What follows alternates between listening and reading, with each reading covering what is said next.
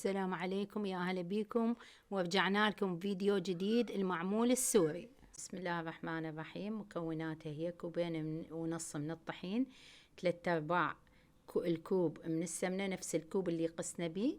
راح أعجنها بالسمن، أعجنها مضبوط والفها بالنايلون واخليها بالثلاجة كم ساعة أو ليلة كاملة بكيفكم حسب الوقت اللي عندكم. هسه ألفها عدل واخليها بالثلاجة. هنا عندي 400 غرام من الفستق، الشرايح أو الفستق الكامل بكيفكم، وأحط له 7 خواشيق من الشيرة وخاشوقتين من الماي الزهر، وأمزجهن وياه سوا.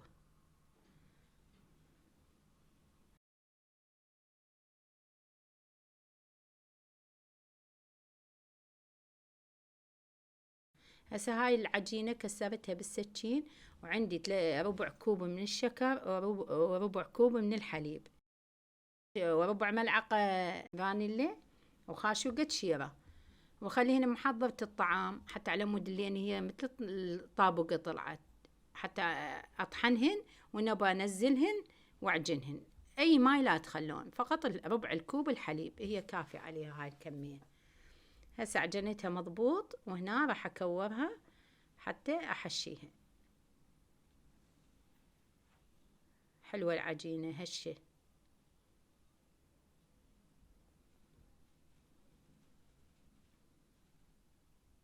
لو الفستق الكامل هم يكون أفضل حتى يتكسر بصورة صحيحة. أنا ما حصلته، هاي بس شرايح عندي وسويت. هسه هنا أكورها وأحشيها، وراح أخليها بهاي عصارة البرتقال، تعطيني شكل حلو أحلى من القالب. لفيته بالنايلون حتى ما يلزق وتطلع بسهولة. هاي حشيتها وهاي طلعتها، شوف شكلها كلش حلو. وهنا كملت الكمية. أشعل الفرن من فوق ومن جوا أعلى شي، وأخليها بالطابق العلوي حتى ما تخرب النقشة. وهنا أنا طلعتها استوت، وعندي هاي فرشة أخليها أغطها بالدهن الحر وأمسحهن كلهن حتى تعطيها لمعة، تعطيها نكهة بعد أحلى، وكلش هشة وطيبة. وهنا جهزت. تريدون تقدمونها بهاي الصورة أو ترشولها شكر بعد بتم بكيفكم، شكر مطحون. وصحتين وعافية علينا، وينعاد عليكم بالخير وبالعافية. وإذا عجبكم الفيديو ارجوا الاشتراك بالقناة وتفعيل الجرس ليصلكم كل جديد، ومع ألف سلامة.